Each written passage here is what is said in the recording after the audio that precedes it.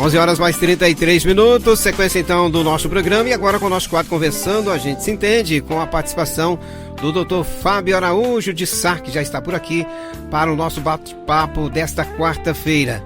E hoje nós vamos falar da importância do médico clínico geral no Brasil e também nos dias de hoje. Dr. Fábio, seja bem-vindo, bom dia. Bom dia, meu amigo, tudo na paz, bom dia, ouvintes. Um beijo a dona Anitta, que eu tomo a benção, cumprimento toda a família lá em Caputira. Um grande abraço a todos, um beijo, mãe.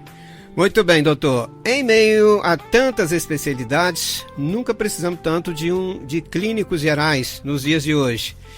A capacidade de enxergar aí o paciente como um todo, também da prevenção ao tratamento, é uma virtude imprescindível para um atendimento de qualidade e também de um sistema de saúde sustentável. Doutor Fábio, hoje, no meio de tantas especialidades, ainda há espaço para o médico clínico geral? Então essa pergunta, doutor, é importante até para quem está aí formando hoje, porque nós temos hoje muitos médicos se formando hoje, não é mesmo, doutor? Sim, meu amigo, realmente esse tema nós escolhemos ele hoje justamente por isso. A gente tem dado algumas palestras aí nas faculdades de medicina e muitas pessoas nos abordam, né, sobre isso. Inclusive no final nós vamos falar também sobre um projeto que a gente está dizendo. E essa pergunta ela é muito boa, muito interessante pelo seguinte, porque muitas vezes o pessoal que está formando fala assim, eu vou formar e vou parar. Não, a clínica médica, a clínica geral também é uma especialidade. Geralmente as pessoas fazem 6 anos de medicina básica e depois faz a residência. No caso da clínica geral, dependendo do serviço, é de 2 a 3 anos. Então o curso total seria de 8 a 9 anos. Então isso é muito bom, porque a gente sabe que o clínico geral, ele é capacitado para atender, teoricamente, a todas as doenças não operáveis. Porque aí o cirurgião é outra especialidade. Tanto em adultos quanto em idosos. Olha bem, em pacientes adultos e idosos. Ele é capaz de diagnosticar, gente, e tratar até 80% dos problemas de saúde. Por que eu estou dizendo isso? Olha, quando nós falamos pacientes adultos e idosos, porque a pessoa muitas vezes fala assim, eu, por exemplo, na minha clínica, lógico, a gente trabalhou em rede SUS, a gente já trabalhou em outros lugares, não é que a gente está recusando o paciente, mas a pediatria não é uma clínica geral de criança. Muitas pessoas acham que é, mas não, a pediatria é uma ciência muito complicada e muito difícil. Por isso que quando eu falo que o clínico geral está preparado para atender algo que não é cirúrgico em adultos e idosos, não significa que conforme a coisa, a dermatologia, a gente atua em diversas áreas. Mas esse é o foco que eu quero dizer, que muitas vezes 80% dos casos o clínico geral pode resolver. Muito bem. E em alguns casos que ele não pode resolver, é que entra aí o especialista, né, doutor? Exatamente, é aí que a gente tem que saber a hora de caminhar. Ou eu falo que o médico não tem que ter vergonha de falar o que não sabe. Essa aí vai para vocês que estão estudando ainda, ó. Médico não tem que ter vergonha de dizer o que não sabe, ele tem que ter vergonha de achar que sabe fazer. Que muitas vezes a pessoa, eu tenho vergonha, eu vou perder o paciente. Peraí, ué. Você tem que ter consciência. E o paciente hoje, ele é muito bem informado. Sim. Ele vai ficar, olha, se você falar assim, olha, o caso não é uma emergência. Então é o seguinte, eu vou pedir uns exames, vou ver se dá para diagnosticar, se não der eu vou pedir ajuda a outro especialista. Sabe o que vai acontecer? Ele vai confiar muito mais em você do que você fazer uma coisa que você não sabe para evitar de perder paciente, não é verdade? É verdade. E acontece em muitos casos, né, doutor, Sim. Você vai a um determinado médico, ele encaminhar para outra área, não é isso? Exatamente. Para outra especialidade. O que a gente tem que saber, é por isso que a gente está discutindo esse caso aqui hoje, que tinha uma brincadeira, isso é de uma forma lúdica, né? Você que está me ouvindo aí sabe que a gente tem um senso de humor meio diferente, então vamos lá. Eles falaram que tinha o doutor Au. Você sabe o que é do Dr. Au? Esse eu não conheço. O Dr. Au é aquele seguinte, a pessoa não estudava, então ele não sabia quase nada. Então na hora que chegava, ele colocava ao cardiologista, ao nefrologista, ao ortopedista, ao reumatologista. Aí ninguém aguenta, ninguém vai num médico desse, por quê? Ele também não pode ser au. Ele tem que resolver alguma das coisas. Por isso que eu tô dizendo. Primeiro, gente, a gente tem que pegar com Deus para dar discernimento, iluminar a mente da gente e estudar. O segredo é esse, é estudar e fazer a medicina em nome de Deus. Aí, muitos casos a gente vai resolver. E não só né? É igual você está dizendo aí, né? Aquele que não estuda, né? E aí fica um médico que, assim, podemos dizer, não fica atualizado, né, doutor? Exato, atualizando sempre, porque a ciência está aí. Nós estamos falando de inteligência artificial semana passada, não foi isso? Exatamente. Então, as doenças atualizam também, né? Exato. Cada dia aparece. Além delas atualizarem, os diagnósticos delas atualizam. Exatamente. Não é verdade? Exatamente. Porque muitas vezes a pessoa fala assim, mas eu já formei, há mais anos o cara formava e ficava o quê? Ia ser fazendeiro só queria, falava, que doutor lá, você nunca mais via. Congresso era difícil ir, não é verdade? Sim. E agora não. Agora a gente vê o seguinte, que você tem a internet para ajudar, você tem muitos casos que você pode atualizar até em casa, sem precisar viajar tanto, não é? Com certeza. São 11 horas mais 39 minutos, você acompanha aqui pela Rádio Fonte Vida a nossa conversa com o Dr. Fábio Araújo de Sá. Doutor, e qual é a importância do clínico geral na atual realidade do nosso Brasil hoje? Ele ainda é importante, doutor? Olha, muito importante. Né, doutor? Muito. O médico clínico geral, ele é um profissional que possui uma enorme importância no Brasil. E eu posso dizer por inúmeras razões. Pois além dele desempenhar um papel fundamental, especialmente nos dias de hoje, um panorama de mercado com muitos desafios. Porque o acesso e a qualidade de serviço hoje está muito difícil. Por mais que esteja formando muitos médicos, a população também aumentou muito. A população adulta aumentou, né? A própria alimentação, sedentarismo, então as doenças, muitas vezes, está uma geração de pessoas, digamos assim, era para estar mais saudável e muitas vezes está mais frágil, né? Então, esse médico clínico geral, nós, no caso, eu sou clínico geral com muita honra, nós somos capazes de atuar como um elo entre o paciente e o que você disse, meu amigo, e as diversas especialidades médicas. E são vários os pontos que vão destacar essa importância do clínico geral. Olha bem, principalmente, não é o clínico geral que a maioria das vezes realiza o primeiro atendimento? Então ele vai ser responsável pelo screening, ou seja, por fazer essa peneirada, essa seleção. Muitas vezes as pessoas nem têm sintomas. Passou para o médico lá só para poder pedir uns exames, ali o médico já viu alguma coisa. Opa, aqui tem alguma coisa. E muitas vezes essas doenças, né, nem foram previamente reconhecidas. Então, às vezes, a pessoa é diferente. Fala assim, não, eu vou no cardiologista porque eu tô com dor no peito, eu tenho problema, eu já sei que eu sou diabético. Mas muitas vezes isso é diagnosticado, diabetes é diagnosticado no clínico geral, lá na atenção básica, no posto de saúde, não é verdade? E é justamente por nós, pelo clínico geral ter esse olhar mais amplo, essa visão, digamos, holística, que também vai permitir identificar certas doenças no início. E aí vão realizar o que a gente sempre fala, o quê? Um diagnóstico precoce para a gente intervir quanto mais cedo possível, não é verdade? Com certeza. Aí que a gente vê que é importante, né, esse profissional aí, o clínico geral. Exatamente. O trabalho dele é muito importante, né? Porque, como você disse, é por onde passa primeiramente pelo clínico geral, né? E aí que ele vai fazer essa seleção. Exatamente, né? Isso. 11 horas e 42 minutos, vamos seguir então com a nossa conversa com o Dr. Fábio Araújo de Sá. Ô doutor, eu gostaria que você falasse, os médicos clínicos gerais também atuam em diversas áreas, não é mesmo, doutor? Sim. E quais são essas áreas então, doutor? Especifica para nós aí. Pois é, um outro aspecto fundamental é o seguinte, são de doenças, ação da clínico geral, das campanhas, prevenção, pode ver que a gente vê muita, ou mesmo sabe que a gente pode, mas esses médicos que quando a maioria da população não consegue ir no cardiologista, vamos supor, foi lá esse mês. Se for pelo SUS, você não vai conseguir uma consulta na outra semana. Às vezes o retorno é de 3 a 6 meses e olhe lá. Mas aí o que ele faz? Ele foi lá, o cardiologista, pressão alta, diagnosticou. O outro foi no endócrino, diabetes.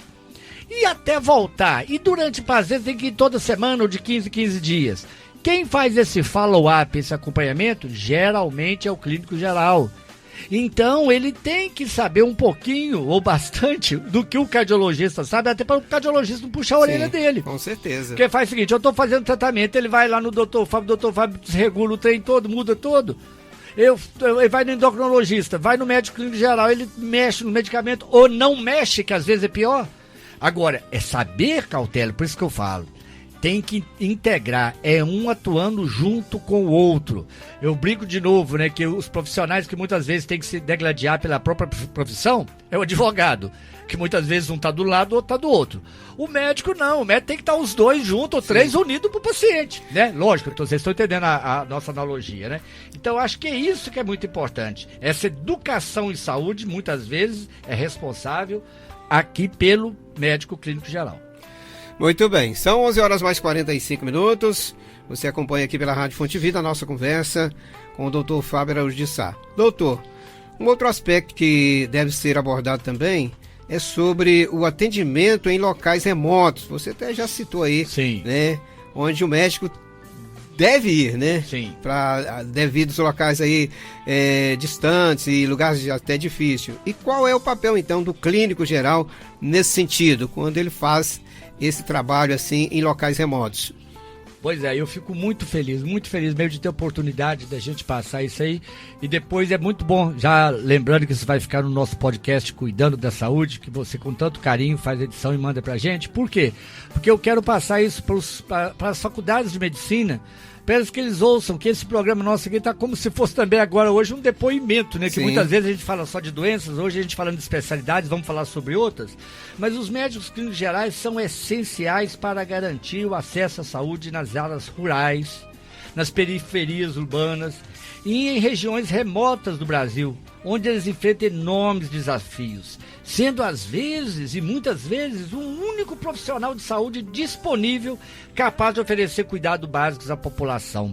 Porque, gente, olha bem, estou falando, está formando muita gente, a gente até tem certas ainda reservas, né, da expansão desordenada de certas faculdades, mas não é esse o tema.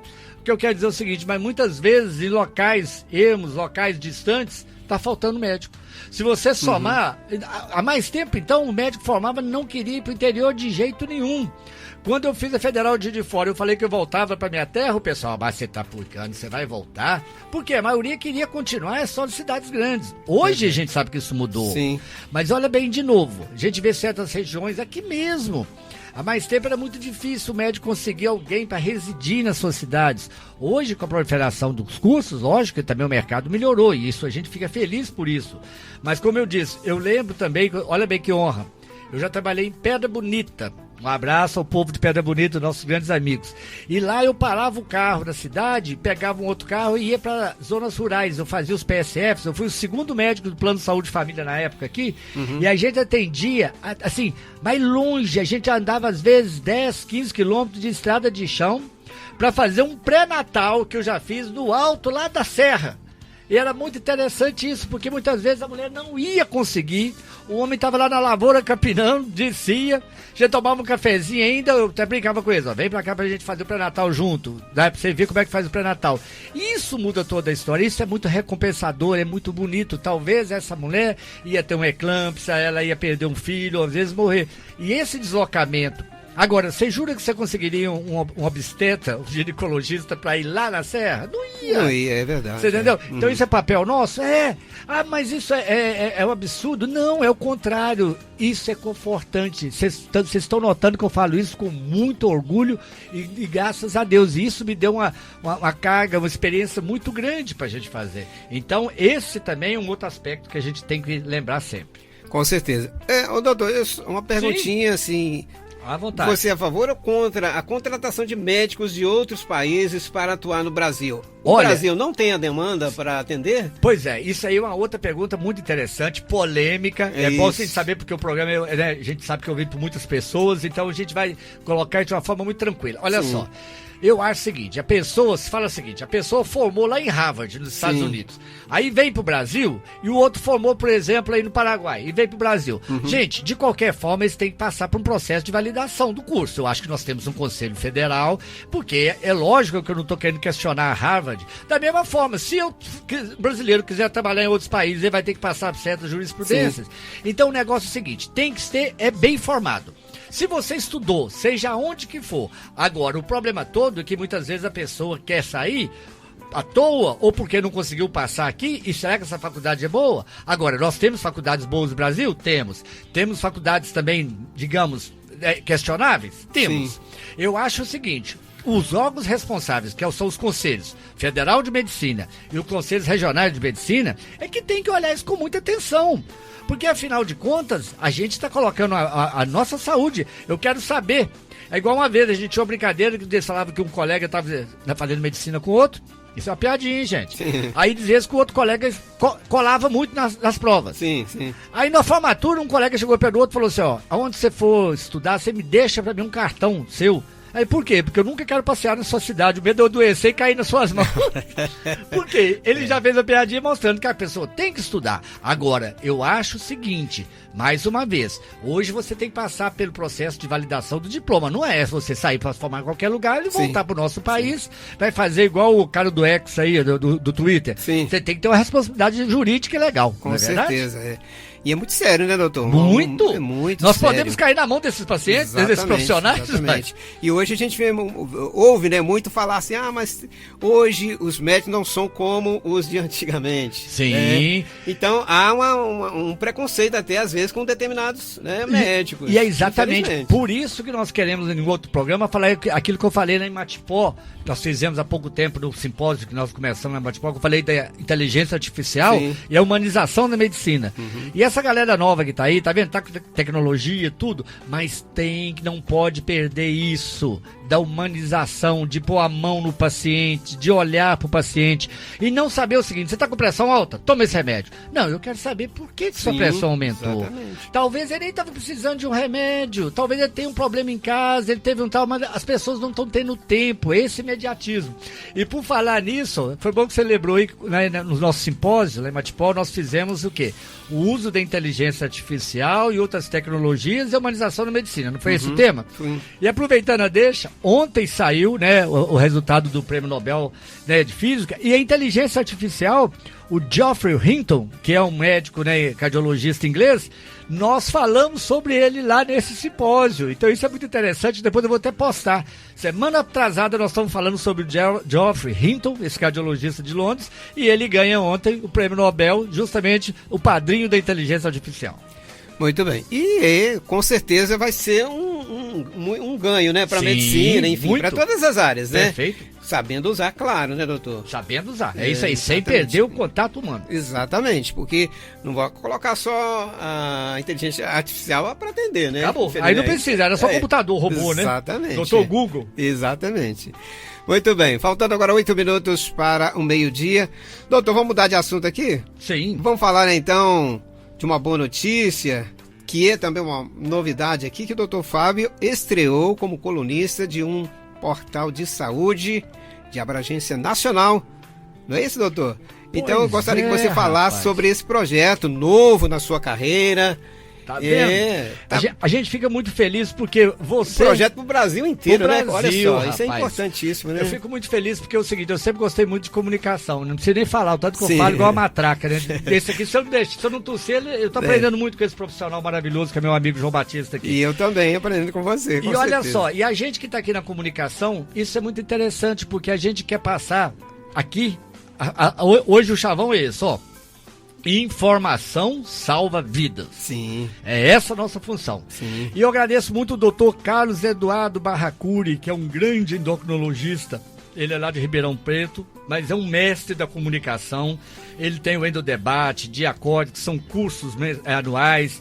É uma sumidade, é uma pessoa que eu gosto, respeito e admiro. E ele me chamou, e ele tem um trabalho muito bom. O doutor Barra já apresentou o Jô Soares, Ana Maria Braga e diversos outros programas. É uma pessoa de comunicação maravilhosa.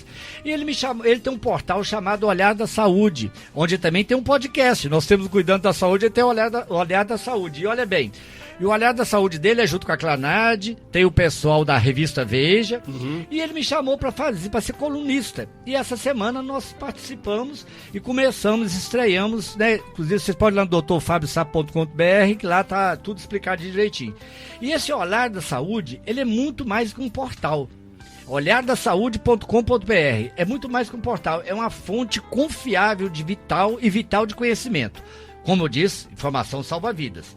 E o Dr. Barracuri é o curador científico. Então ele reuniu jornalistas especializados, alguns profissionais de saúde, qual eu faço parte, e nós vamos fazer o quê? Estabelecer informações valiosas que vão impactar o cotidiano de todos os brasileiros. Então, isso é muito importante. E eu vou ver se eu consigo aqui ler rapidinho como é que está o nosso artigo. Sim, posso ler aqui? Claro, então vamos lá, olha só. Nós colocamos aqui, esse é um texto meu que está lá no site, foi corrigido inclusive pelo pessoal da Veja. Olha bem, os avanços da medicina são tantos que hoje não é exagero dizer que há literalmente especialista até para lidar com problemas do pé. Paradoxalmente, é justamente nesse cenário de ultra especialização que o clínico geral merece ainda mais destaque. O clínico geral possui enorme relevância no Brasil. Em um país marcado por desafios no acesso e na qualidade dos serviços, ele funciona como um elo entre os pacientes e as diversas áreas médicas. É essa especialidade, sim, a clínica geral é uma especialidade que exige muito treino, que geralmente realiza o primeiro atendimento e que precisa ter um olhar atento para entender diferentes sinais. Ou seja, ela é responsável por identificar vestígios de doenças previamente não reconhecidas e às vezes assintomáticas.